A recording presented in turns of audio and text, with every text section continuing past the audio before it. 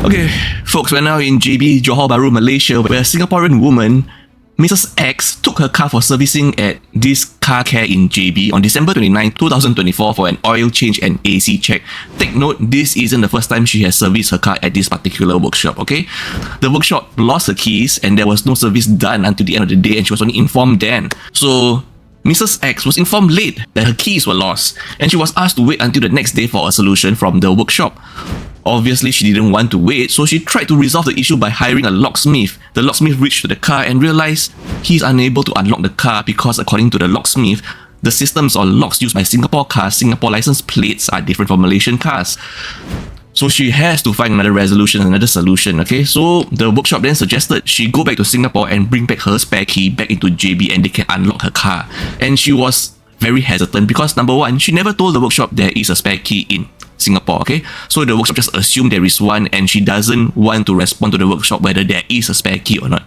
To her, she just, no, I do not want to go this route. She just flat out refused going back to Singapore to take the spare key and bring it back to JB. Of course, there is hassle involved in that because if she were to do that, that would mean that there will be a missing key of her car definitively lost in JB, right? And what if someone were to pick up that key somehow and also be able to track her car while the next time she happens to be shopping in JB or Malaysia? So there is security concerns over that. I mean, okay, it's fair. I think it's a fair point lah, okay? It's a fair point. So then, Mrs. X decided to tow her car back to Singapore to get a new key from the authorized dealer, costing her over ringgit $900, which is about 271 Singapore dollars. Total expenses exceeded over 1,500 Singapore dollars, including towing, reprogramming, reissuing keys, travel and ride-hailing services due to her car being unavailable for 2 days.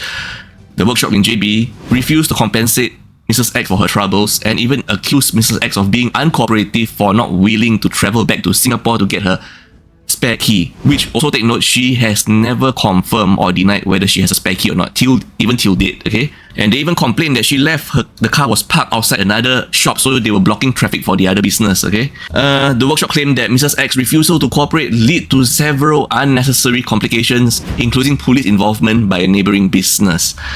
Mrs. X filed a police report in Malaysia and a notice of demand to recover expenses from the workshop. The workshop did lose her keys, they acknowledged that, but they also didn't want to compensate her the reprogramming fees for her keys, so basically to change the locks of the car so that the missing car key wouldn't be able to open the new lock.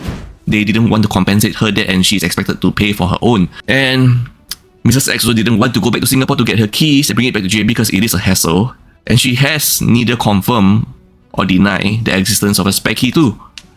So what do you guys think? What do you all think?